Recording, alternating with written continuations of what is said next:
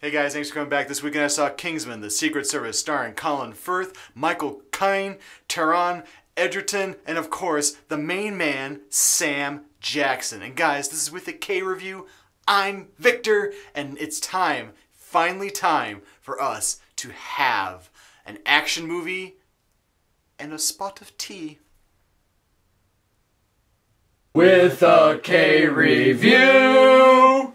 It's VIC? No, it's with a K. Oh. So for the past year, I've been seeing a lot about this movie, The Kingsman. I've been really excited to see this movie. It was actually on one of my top 10s of movies to see in 2015 because for a couple reasons. Number one, it is directed by Matthew Vaughn. This is the same guy who's done like Kick-Ass, X-Men First Class. He actually did Stardust too, which I never saw, but everybody said that it was good. And it's also based off a comic book series by Mark Millar and Dave Gibbons. I was thinking with all those things that it was going to really rock my face off because it's also rated R. Finally, a movie that is about comics that is actually rated R. Yes, there's no way that this movie can actually suck. And it didn't. The movie basically follows Colin Farrell, and he's trying to find a replacement for his secret society, which is called the Kingsman. And he finds this kid named Eggsy. He's like this street kid, and he knows Eggsy because he used to work with Eggsy's father. And his father saved Colin Farrell's life, and now he wants to help Eggsy, get out of this life of crime and come into the Kingsman. And this is the part of the movie that I actually really liked. Because when you have a movie like this and you have like the older guy trying to teach the younger guy and they have to play off each other really well, this happens in the movie. Colin Farrell's character plays off really, really well with Eggsy. And also there's a lot of other characters in this movie that also play off each other really well. And of course one of them is the man, Sam Jackson. He plays this like tech guru who has this really bad lisp. And to be honest, like I was watching him on screen, like doing the really bad lip thing when he talks. And I honestly could not stop laughing whenever Sam Jackson would ever talk in the movie. But besides that, there are a lot of other things with this movie that are really good. The fact that it's rated R, the fact that this movie was not tent-poled for like the wider range of the audience, and they actually probably kept really much true to the comic book sense of, violence and gore. And it's not so much gory as it is like violence that's fun.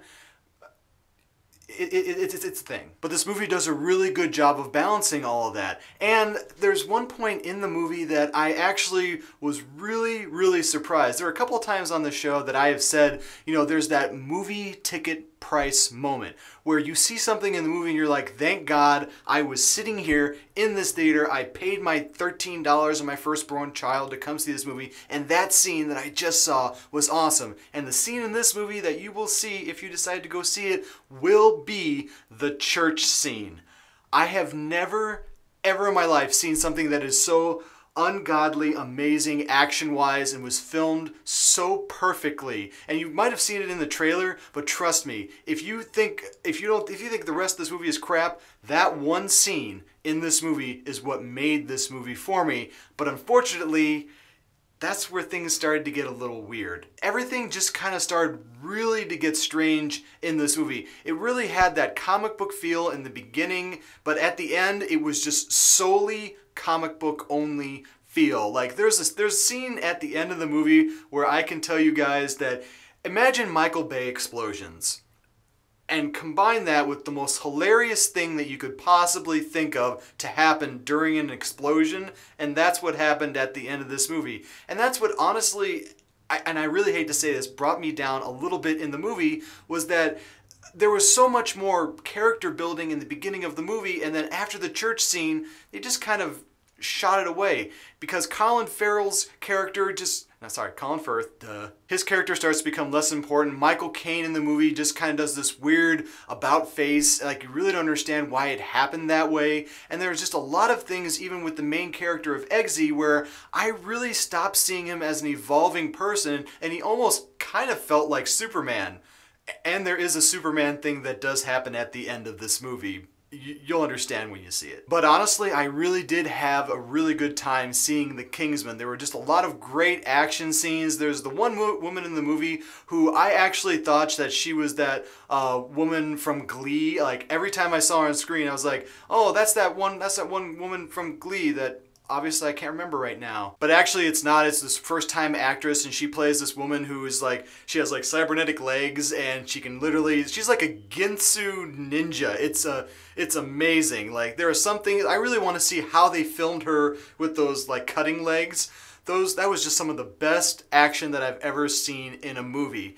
But in general, her character, again, starts to become a little bit more of a caricature at the end of this movie, and so does Sam Jackson's character.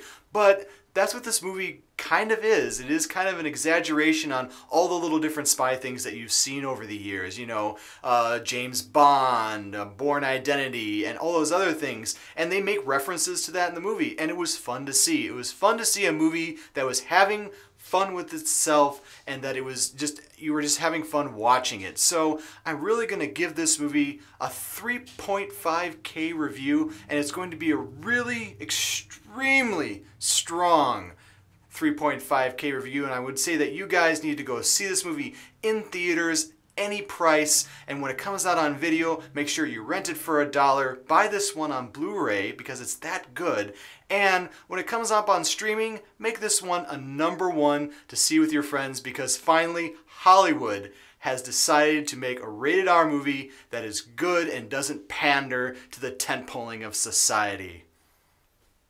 Damn it. And thanks guys for watching my show. I do appreciate all the viewers and subscribers that I do have. Make sure to give me a whack right here if you want to subscribe to my channel. Whack up there if you want to see any of my past reviews. And let me know, what is your favorite spy movie, and what type of movies do you want to see coming out in the future that you want to see more of? Do you want to see more spy movies that are violent? Do you like the way also the James Bond has been going lately, with it being more serious and a little bit less violent in some cases? Let me know in the comments below. And oh yeah, never forget, if you guys don't like what you're watching, you can always turn it off. But thanks for coming back and seeing.